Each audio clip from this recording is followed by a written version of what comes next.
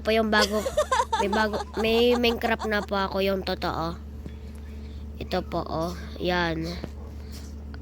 Tsaka po guys, hindi na po nakakaalam. Ano na po ako. Voice reveal. Pero hindi pa ako nag-face reveal eh. Next time na. Sa TikTok ko nag-face reveal na ako.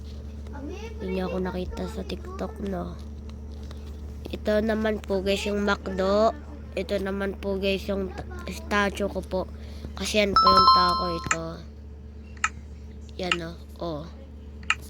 Ito naman po guys yung bahay ko. Maganda ba? Rate ko sa comments. Tapos ito naman po yung fishing area. Yun yung fishing. Tapos comment lang kayo kung anong gagawin ko next dito sa world ko na to. Bye-bye. Don't forget to like and subscribe. Sorry po sa short video. Bye.